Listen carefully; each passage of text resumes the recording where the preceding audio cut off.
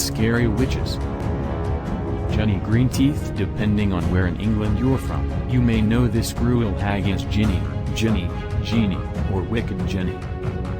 Jenny Greenteeth was a hag who would intentionally drown the young and the old for the sheer fun of it. In some legends, she devours the children and elderly. In others, she's just a sadist who enjoys the pain her victims go through.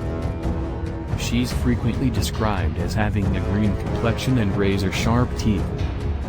As with many creepy characters from folklore, she was probably used to scare children into behaving and staying close to the water's edge when taking an afternoon swim.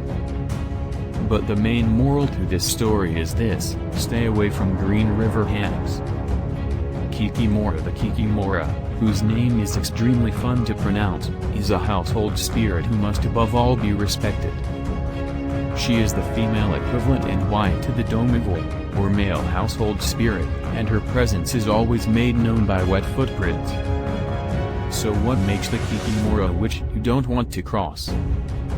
Well, she's somewhat harmless, but if she is disrespected, she will whistle, break dishes, and throw things around.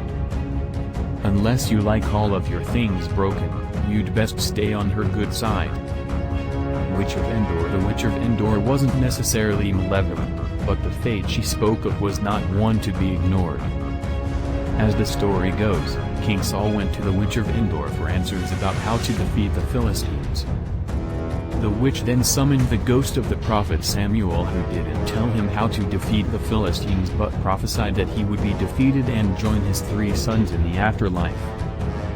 Saul, who was wounded the next day in the battle, kills himself out of fear. And while the witch didn't technically make Saul kill himself, she was certainly an accessory. The Bell Witch. The Bell Witch is the most famous witch in American folklore, and her story is the kind that you'd tell around a campfire. The Bell Witch was supposedly a poltergeist that appeared in the home of John Bell, Sr. in 1817. The Bell Witch would attack members of the household and frequently swear at the family, and she eventually poisoned John Bell, Sr. by leaving a bottle of poison in the guise of medicine. Baba Yaga. In Russian folk tales, Baba Yaga is an old witch who can be either fearsome and scary or the heroine of a tale, and sometimes she manages to be both. Described as having teeth of iron and a frightfully long nose, Baba Yaga lives in a hut on the edge of the forest, which can move around on its own and is depicted as having legs like a chicken. Baba Yaga does not, unlike many traditional folkloric witches, fly about on a broomstick. Instead, she rides around in a giant mortar, which she pushes along with an equally large pestle, rowing it almost like a boat. She sweeps the tracks away from behind her with a broom made of silver birch. In general, no one ever knows whether Baba Yaga will help or hinder those who seek her out. Often, bad people get their just desserts through her actions, but it is not so much that she wishes to rescue the good as it is that evil brings its own consequences, and Baba Yaga is simply there to see these punishments meted out. Jepai. The Chetapi. What art thou, a witch, a vampire, what? Either way, she's no pretty dame in the Moonlight.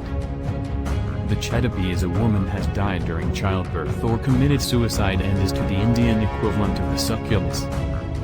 She rides on a tiger in the moonlight, and when she enters a home, not a soul will wake or notice her. She then sucks the life out of each man through the toes, yes, the toes, and leaves without a trace. Morale of this story: keep your toes covered.